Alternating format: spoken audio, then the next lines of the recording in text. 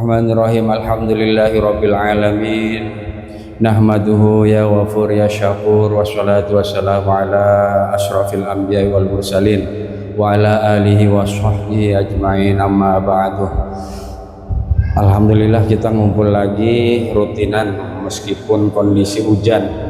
Meskipun kondisi hujan, karena sudah jadwal rutinan, takutnya malaikat ntar dibandingin, wayanya ngaji lu absen, wayanya nyari makan lu hujan gede juga dilakonin, takutnya begitu, ada perbandingan begitu, ngeri. Jadi mari sebelum kita mulai, kita kirim Fatihah dulu ke Kanjeng Nabi, ke para dzurriahnya, para sahabat, ke para tabi'in dan juga imam mujtahid, dan ke para pengikutnya, juga kepada kedua orang tua kita, ke guru-guru kita, khususnya juga kepada pengarang kitab dan pensyarah kitab. Semoga kita mendapat barokah ilmu yang bermanfaat di dunia dan akhirat. Ala hadhihi niyah wa likulli sholihah. Al-Fatihah. A'udzu billahi minasyaitonir rajim. Bismillahirrahmanirrahim. Alhamdulillahirabbil alamin, arrahmanir rahim, maliki yaumiddin. Iyyaka na'budu wa iyyaka nasta'in. Ihdinas siratal mustaqim. Shiratal ladzina an'amta 'alaihim ghairil maghdubi 'alaihim waladdallin. Bismillahirrahmanirrahim. Rabbi shrah li sadri wa yassir li amri wahlul 'uqdatam min lisani yafqahu qawli. Allahumma anfa'na bima wa'allimna bima yanfa'una wa zidna ilman nafi'a, amin ya rabbal alamin. Qala al-musannif wa musharrihul kitab rahimahullah ta'ala wa nafa'ana bihi wa bi ulumihi fid dharain, amin ya rabbal alamin. Kita langsung terakhir kemarin itu maqalah yang ke-14, dan sekarang kita lanjut ke maqalah yang 15. Qala al-musannif, bismillahirrahmanirrahim. Qala al-musannif wal maqalatu wal khamisata asyarata. Adapun ini maqalah atau nasihat mau'izah yang 15. Dari siapa? An Abi Bakrin Siddiq radhiyallahu taala anhu. Dari Sayyidina Abi Bakrin Siddiq, semoga Allah meridhoinya. Fi qoulihi ta'ala, beliau menafsirkan firman Allah yang itu ada di surat apa tuh? Ar-Rum, kalau nggak salah Ar-Rum 41. Zaharal fasadi fil barri wal bahr. Telah tampak zahara telah tampak al fasadi, kerusakan, fil barri wal bahri, di daratan dan di lautan. Nah, ini kayak kejadian sekarang juga nih. Banyak bencana, nah itu sebagaimana firman ini. Beliau menafsirkan faida fasadal lisan. Menafsir apa? Qala ai Abu Bakri fi tafsiri dzalik. Berkata siapa? Abi Bakar Siddiq dalam hal menafsirkan ayat ini. Al-barru yang dimaksud, al-barru daratan, kata beliau, huwa al-lisan. Beliau mengibaratkan daratan itu seperti lisan, seperti mulut. Wal bahru huwa al-qalbu, dan adapun lautan itu seperti hati. Faidha fasadal lisan, apabila telah rusak al-lisan, mulut atau cangkem ya, mulut atau lisan lah, bisabih, yaitu dengan mengumpat, ngomong sembarangan, ngomong gampang sekarang, ngomong apa yang keluar dari lisan ini kotoran semua, kebun binatang semua, nah, mudahnya gitu. Bakat alaihi an-nufus, bakat maka menangis siapa? Alaihi atasnya, an-nufusu manusia kalau udah lisan rusak. Kita pun begitu, kita ngelihat anak-anak kecil kita udah ngomongnya, ya Allah, kita kadang ngelus dada ya kan, ngomong bangsat, ngomong enteng betul. Kita yang ngedenger aja kayaknya walaupun bukan tertuju untuk kita, kayaknya nangis benar.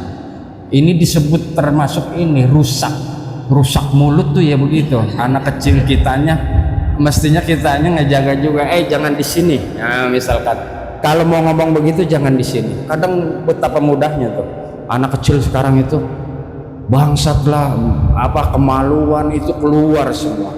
Itu termasuk di sini nih, termasuk apa yang didhawuhin oleh Sayyidina Abi Bakar. Kemudian ay al ashasu min bani Adam, yaitu menangis merasa tersakiti siapa, yaitu orang-orang dari anak cucu Adam, min bani Adam. Wa idza fasadal qalbu, dan apabila rusak al qalbu, hati, birria, di sini contohnya dengan ria, dengan ria misalkan kita beramal dengan keriaan, dengan ujub, dengan takabur, itu innalillah kalau udah begitu. Bakat, maka siapa yang menangis, bakat alaihi, maka menangis atasnya al malaikatu, para malaikat menangis kalau hati udah rusak. Qilal hikmah, dikatakan al hikmah di dalam hikmah apa ya, yang terkandung, yang bisa diambil hikmah fi annal lisan, di dalam sesungguhnya lisan itu, ini ibarat kata bisa diambil hikmahnya, bisa diambil ibarat sesungguhnya di dalam lisan wahidun. Kenapa ini pengibaratan, kenapa lisan, mulut diciptain oleh Allah cuman satu? Annal lisan wahidun tambihun lil abdi, ini untuk mengingatkan lil abdi, bagi hamba, fi annahu, sesungguhnya di dalam sesungguhnya lisan itu, la yambaghi, tidak pantas ayyatakallama, berucap atau mengatakan, illa fima, kecuali fima, di dalam sesuatu, yahummuhu wa fi khairin, yang penting-penting atau ngomongin kebaikan. Jadi yang pantas untuk lisan itu, kenapa diciptain satu, yaitu hanya untuk kebaikan. Nah sementara kan kalau telinga itu berbilangan, ada dua, kemudian mata ada dua, semua ada dua, hanya lisan atau mulut yang satu. Di sini disebutin wakilah, dan juga dikatakan li'anna lisan, karena sesungguhnya lisan adzakir adalah untuk mengucap, bertutur, bikulli lughatin, dengan berbagai bahasa. Fungsinya lisan itu adalah untuk mengucap walaupun macam-macam bahasanya. Karena zikrahu, karena yang ada lisan itu zikrahu, untuk zikir, mengingat, lil mazkuri, zat yang dizikirin, zat yang diingati, yaitu zat Allah tentunya, al-wahidu, yang esa, wa huwa Allahu ta'ala. Tuh fungsinya lisan sebenarnya untuk yang baik-baik, mengucapin yang baik-baik. Dan sesungguhnya meskipun berbeda-beda bahasa, berbeda tujuan, lisan ini satu, cuman untuk zikir, mengingat Allah yang esa. Wa kadzalika al-qalbu, demikian juga hati satu, ya hanya untuk mengingat Allahnya. Bi khilafi nahwil aini, berbeda bi khilafi nahwil aini, dan berbeda dengan mata, wal udhuni, dan telinga. Fa innahu yata'addada, karena sesungguhnya mata dan telinga itu berbilangan, berbilangan. Qila, dikatakan li annal hajat, karena sesungguhnya kebutuhan ila sam'i wal basari, kebutuhan pada mendengar dan melihat, aktsaru minal hajati ilal kalam, sesungguhnya mendengar, melihat itu kebutuhannya lebih banyak. Ini kebalikannya, ya kan, kebutuhan kita malah lebih banyak ngomong. Padahal jelas-jelas di beberapa riwayat itu disebutin penyebab orang masuk neraka lisan. Lisan kadang bisa membunuh, baik itu membunuh seseorang atau karakter seseorang. Itu bahayanya lisan. Nah di sini disebutin mestinya yang banyak dijadiin, difungsikan itu adalah mata dan telinga. Mata biarin kita bisa melihat, gitulah, tanda-tanda kebesaran Allah semata-mata itu. Kemudian telinga untuk mendengar, lebih baik banyak mendengar. Wa innama sabbahul qalba, wa innama, sesungguhnya ada sesuatu sabbahu yang menyerupai al-qalba, akan hati. Ini disebutin juga tadi kenapa Abu Bakar Siddiq menyerupai lautan itu dengan hati. lisaddati umqihi, karena sangat dalamnya lautan, wa tisaihi, dan luasnya. Kalau ucapan orang-orang tua zaman dulu ya kan, apa, dalamnya lautan, gimana tuh, dalamnya lautan, tapi apa, hati, dalamnya hati seseorang nggak ada yang tahu, akan gitu bahasanya tuh. Saya nggak tahu yang begitu, nggak romantis, nggak tipe romantis. Biasanya orang-orang romantis yang begitu, model si Asin itu diibaratin kayak gitu. Jadi betapa luasnya hati, seperti lautan.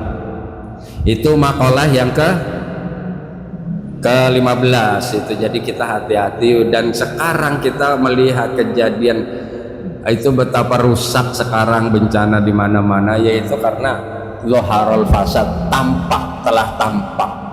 Dan itu ya, kalau menafsirkan siapa, Sayyidina Abi Bakar menafsirkan bahwa yang disebut daratan ya tadi lisan. Maka betapa ngerinya kalau udah lisan nggak pernah dijaga, nggak pernah difilter, untuk ngomong sesuatu nggak pernah lagi difilter, itu betapa ngerinya. Kemudian selanjutnya makalah yang ke-16. Bismillahirrahmanirrahim. Qala al-musannif wal maqalatu sadisata asyarata. Adapun ini maqalah atau dauh atau nasihat yang ke-sadisata asyarah, yaitu ke-16.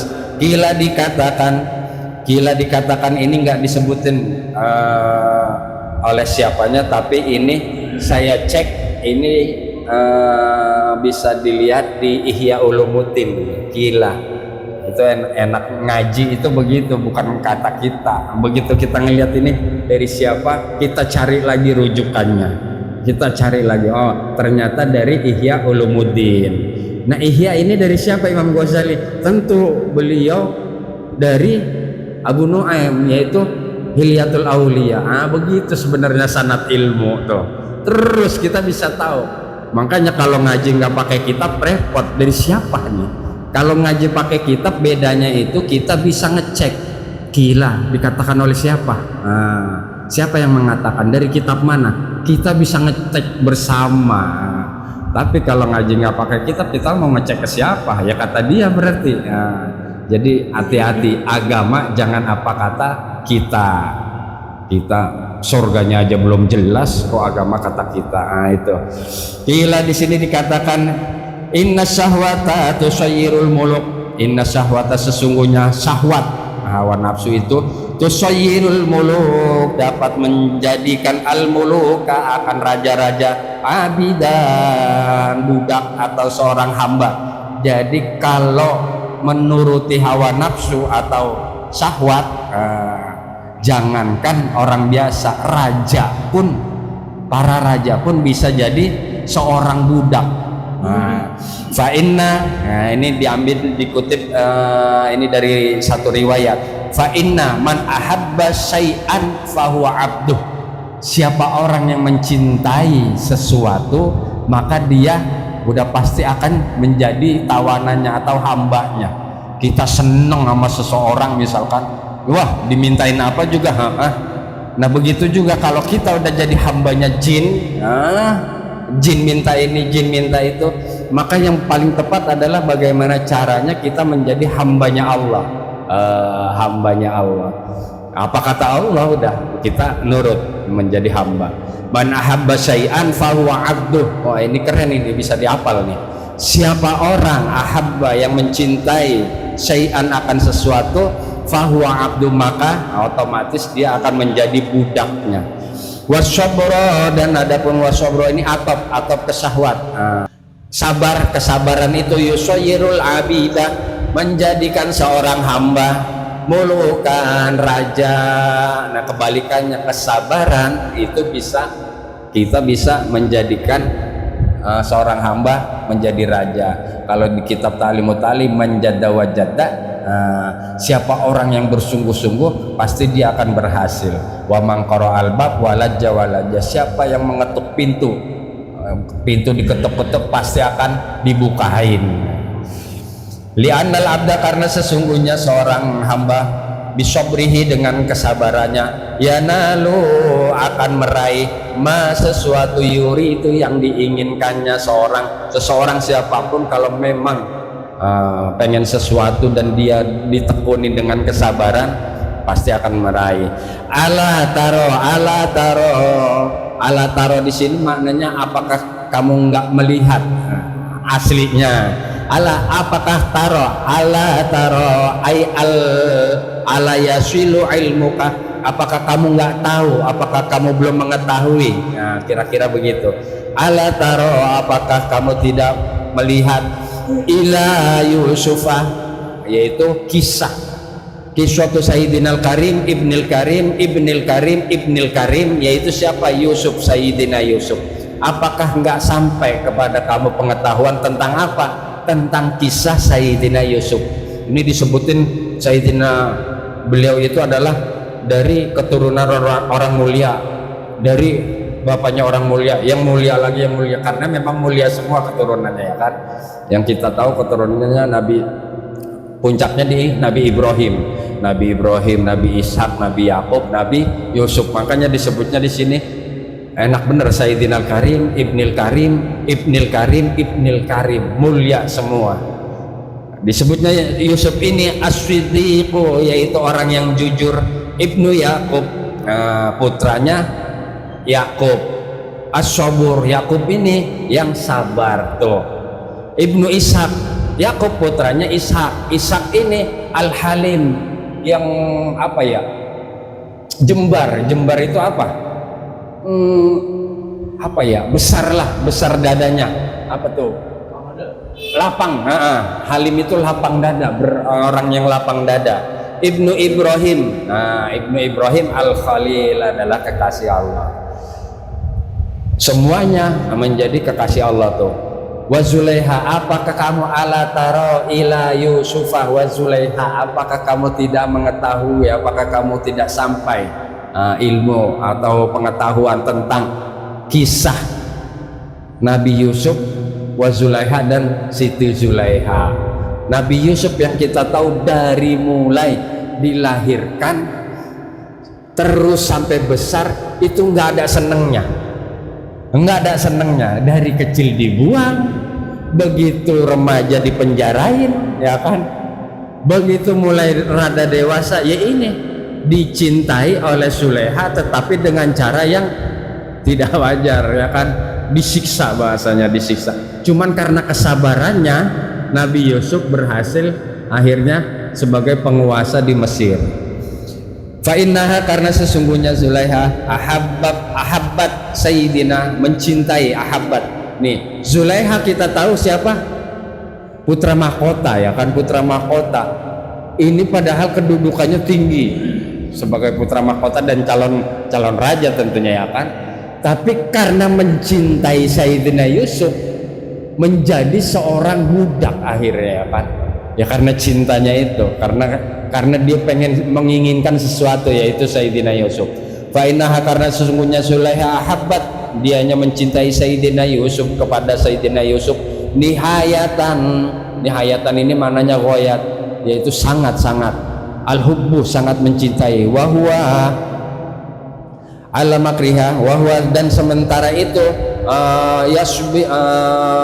yasbiru, sementara itu siapa? Sayyidina Yusufnya itu bersabar ala makriha, atas rekayasa, atas siksaan, atas rekayasa yang dilakukan oleh Zulaiha, wa adiyat liha, dan siksaan, dipenjarain, disiksa, tetap aja, ya kan.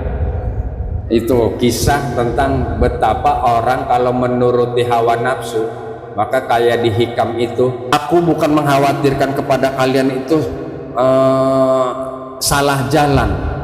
Kalau salah jalan masih bisa diperbaiki, tetapi yang aku khawatirkan, yang aku takutkan, kata di hikam ini adalah takut kalian kalah syahwat kalian, takut akal dan iman kalian dikalahkan oleh syahwat. Nah, maka ini sangat berbahaya kalau udah akal kita, iman kita udah kalah oleh syahwat, ya udah nggak ada Kenapa demikian? Karena nggak akan masuk berbagai nasihat kecuali dirinya dengan Allahnya. Kalau udah urusannya syahwat, itu udah luar biasa. Hawa nafsu, itu udah luar biasa. Itu urusannya ya hidayah Allah. Karena peringatan dari manapun udah sangat sulit. Nah, ini berkaitan juga dengan makalah yang ke-17. Qala al-musannif bismillahirrahmanirrahim. Wal maqalatu sabi'ata asyarata, adapun ini makalah atau nasihat atau mau'idhah as-sabi'ata asyarata yang ke-17. Kila dikatakan tuba, dikatakan menyambung yang tadi nih, dikatakan tuba, beruntung, sungguh beruntung. Tuba itu sungguh beruntung, ai maksudnya adalah ai al khairu wal kathiru, yaitu kebaikan yang banyak. Tuba itu beruntungnya maksudnya mendapat kebaikan yang banyak. Liman tuba beruntunglah, akan beruntunglah liman bagi seseorang, karena yang ada orang itu akaluhu, akalnya, akal sehatnya, amiron, menjadi pemimpin, yang mimpin, yang ngatur, akalnya ini ngatur. Biaya kata dia, karena sesungguhnya mengikuti bimuradi aklihi, maksudnya itu keinginan semuanya itu oleh akal. Asiron, sementara loncat. Wahawahu, dan adapun tuba, beruntung, sungguh beruntung liman bagi orang, karena yang ada orang itu aklu, akalnya, amiron, menjadi pimpinan atau yang memimpin. Wahawahu, dan sementara hawa nafsunya, aimailanu nafsu ila ma la yastahibu min ghairi da'iyati syar'i, yaitu hawa nafsu adalah yang yang condong tidak mengikuti, untuk tidak mengikuti panggilan atau panggilan syariat atau ajakan syariat, itu syahwat. Umumnya syahwat rata-rata begitu, nggak mau yang namanya ajakan syariat, pasti nggak mau. Asiron, yaitu menjadi tawanan atau kendalinya, maka beruntunglah. Nah, di sini beruntung orang yang akal sehatnya itu, akal yang lurusnya itu menjadi pimpinan daripada hawa nafsunya. Jadi hawa nafsunya ditekan. Ini beruntung orang-orang yang begini. Dan kebalikannya wawailun, dan celakalah. Wawailun, dan celakalah liman bagi orang, karena yang ada hawa nafsunya, amiron, menjadi pimpinan atau yang diikutin. Kalau kita udah hawa nafsu yang menjadi pimpinan, yang kita ikutin, ini udah pasti akan celaka.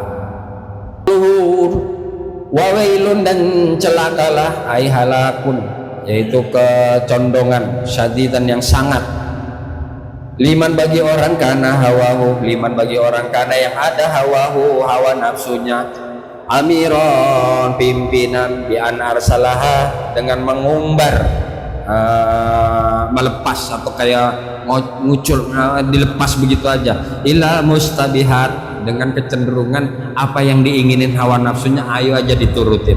Wa akluhu asiron, dan akalnya ini kebalikannya, wa akluhu, dan akalnya asiron, menjadi tawanan. Ini udah repot.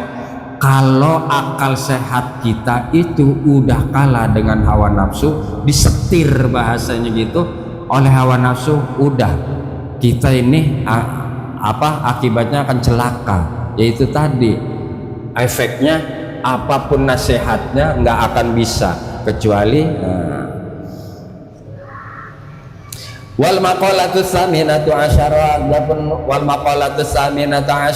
adapun maqalah, kita lanjut ke itu ya, maqalah yang ke-17 itu yaitu tuba liman kana aqluhu amiron, beruntung orang yang akalnya itu menjadi pemimpin atau yang menahkodai. Wahawahu, dan sementara itu hawa nafsunya asiron, menjadi tawannya. Selalu kita menang, akal kita minimal menang terus. Makanya kalau saya sering kalau kita udah nawaitunya ke masjid untuk sholat Jumat ke sholat jamaah, maka itu jangan sampai kalah oleh hawa nafsu. Hawa nafsu itu kalau diturutin pakainya rasa, kalau kita ngikutin rasa akan kalah, maka pakai akal. Misalkan contohnya Abah Mawi udah mau ke masjid mana misalkan, itu kalau nurutin rasa itu akan kalah. Begitu di perjalanan Abah Mawi ketemu teman lama, pasti kalau pakai perasaan rasanya nggak enak kalau nggak mampir dulu, pasti begitu. Maka ini udah dikalahin kalau pakai rasa. Kalau pakai rasa kita pasti akan kalah terus sama hawa nafsu. Pakai akal apa? Ingat tujuan kita awal. Biarinlah temen, ntar dulu, kan bisa kapan lagi, kan tujuan saya mau ke masjid gitu lah. Itu kebanyakan orang kalah begitu. Contohnya misalkan si Hasin berangkat dari sono ketemu temen, dan kebetulan itu bahkan kalau temen yang minum, misalkan Bang Are baru insaf gitu ya kan, dulunya minum, ketemu teman-teman lamanya, karena rasa nggak enak maka dia bisa aja minum lagi gitu lah. Iyalah, kan habis ini juga bisa ke masjid gitu lah. Itu kalah. Maka kita harus pakai akal. Misalkan contohnya lagi mudahnya itu subuh, sholat subuh, kita harus pakai akal. Kita udah minta sama Allahnya, misalkan ya Allah, pakai doa segala lagi, misalkan bismika Allahumma ya wa bismika amut, itu kan kita minta sama Allah di hati, ya Allah bangunin ya Allah subuh. Begitu sholat subuh itu kalau pakai rasa kalah sama hawa nafsu. Pakai rasa maksudnya apa? Rasa dingin, hawa nafsu. Cuman pakai akal, oh iya saya udah minta tadi sama Allah sebelum tidur, maka menang akal tuh. Harus begitu terus ngelawannya. Oh iya ya, saya kan tadi saya yang pengen lah, kenapa saya harus kalah sama perasaan saya? Tuh yang namanya rasa ya hawa nafsu itu. Kalau ngikutin, nah itu aslinya setan, yang namanya iblis, setan modelnya itu belakangan, bukan siapa-siapa, itu makhluk yang lemah, makhluk yang sangat lemah. Jadi kita jangan khawatir. Setan itu cuma nunggu dalam artian ketika hawa nafsu sudah mampu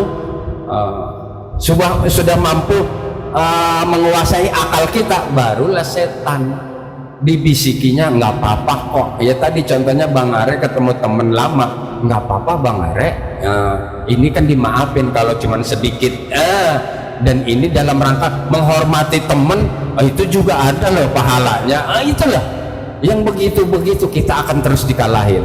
Maka kita harus pakai akal terus ketika untuk kebaikan, terus akal mestinya berbarengan terus dengan hati.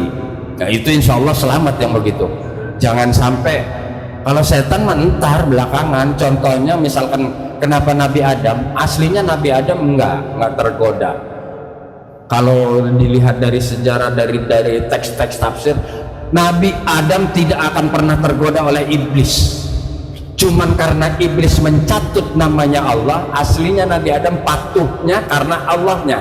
Tuh, karena Allahnya Nabi Adam enggak kalah kegoda oleh iblis. Hawa nafsunya Adam cuman kepengen apa? Mencicipi buah yang dilarang. Hanya itu, dan itu mampu dikendalikan oleh Nabi Adam. Pakai akal Nabi Adam, karena ini sesuatu yang dilarang oleh Allah. Nabi Adam begitu. Cuman kalahnya Nabi Adam karena iblisnya mencatut nama Allah juga. Tuh, ini pinternya iblis juga begitu. Kita misalkan udah hafal ayat ini, udah hafal, iblis akan masuk lewat situ. Enggak, lihat aja di ayat ini boleh kok, sedikit mah, nyicipin doang mah, gitulah. Maka begitu dicatut oleh iblis nama Allah, maka Adam begitu. Adam tergodanya karena Allah. Maka begitu Allah, saya ini tidak pernah tergoda oleh iblis, cuman karena iblis mengatasnamakan engkau dan saya patuh terhadap engkau, maka saya mencicipi itu. Makanya dosanya Nabi Adam masih bisa diampunin, ya kan. Pokoknya kita begitu cara mengalahkan ini. Ini satu metode, dan itu dari kitab-kitab juga begitu. Selalu kita harusnya memakai akal kita. Selalu kalau urusan awan jangan pakai rasa. Kalau pakai rasa itu akan dikalahkan terus oleh nafsu, maka pakai akal. Saya kira demikian untuk pertemuan kali ini, karena makalah yang ke 18 ini cukup panjang, jadi sepertinya nggak cukup. Saya kira demikian. Mudah-mudahan insya Allah kita akan ketemu lagi besok. Saya akhiri wabillahi taufiq wal hidayah. Wassalamualaikum warahmatullahi wabarakatuh.